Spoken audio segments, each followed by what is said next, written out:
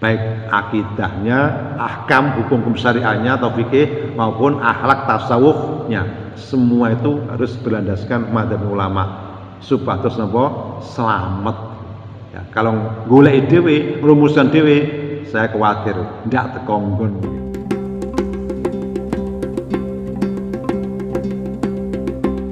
Kalau kita beragama mboten saged, ya mboten saged, atau karena kemampuan kita yang terbatas mboten saged kemudian kita mencari lagi golek SD Quran, yang hadis. Ya. Itu kan bahan baku. Wong kita sudah disuguhi nasi padang, sudah disuguhi nasi kebuli, masa tetap masak dhisik. Jangan-jangan masakannya malah nggak enak nanti. Ya.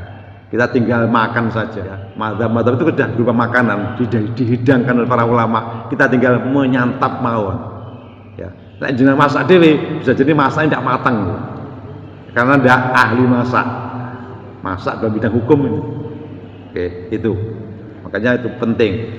Ketika kita dalam kondisi akhir zaman kata niki derek ulama. Ya, itu jadi dalam bidang akidah madzhab Asy'ariyah atau Maturidiyah.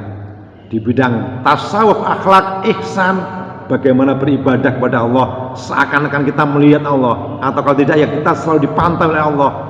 Sudah banyak ditulis oleh para ulama-ulama sufi, ya, utamanya Ghazali dalam kitab Ihya-nya itu toto carane ibadah sing leres-leres, hati ini bisa khudur, khusyuk menghadap Allah, konsentrasi kepada Allah saja, menghilangkan yang lainnya. Itu sudah dicantumkan semuanya.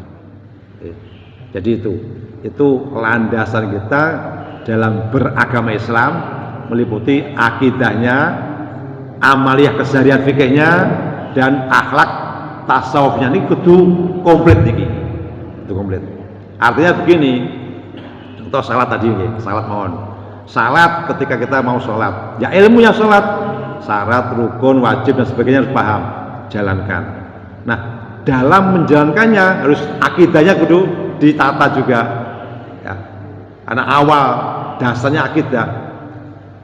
Dan nilai ibadah ini sangat ditentukan dengan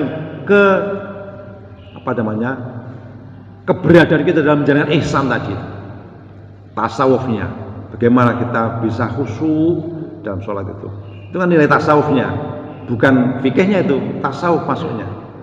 Ya, sebab nyuwun sewu, nilai ibadah kita sangat tergantung pada ini, kondisi saat kita beribadah itu, bagaimana kedekatan kepada Allah, bagaimana kehadiran hati kita di sisi Allah.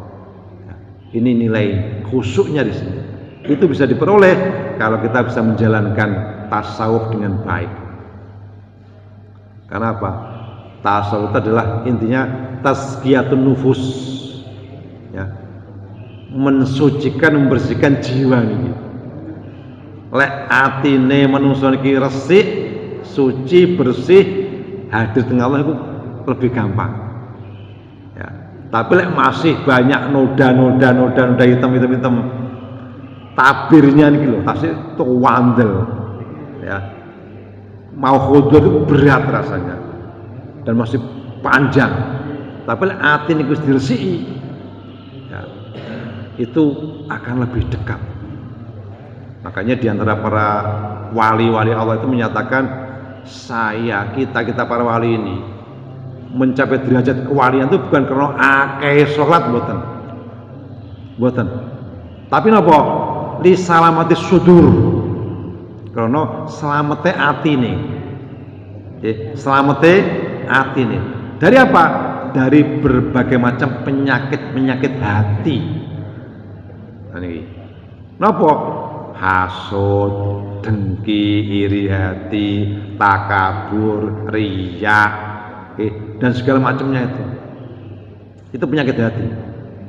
Dan itu harus dikelola bagaimana agar seminimal mungkin berada di hati kita. Dan itu semua, ya, juga kita tetap derek rumusannya, konsepnya, pahamnya para ulama-ulama mazhab itu, baik akidahnya ke ahkam hukum syariahnya atau fikih maupun akhlak tasawufnya, semua itu harus berlandaskan madzhab ulama supados napa selamat.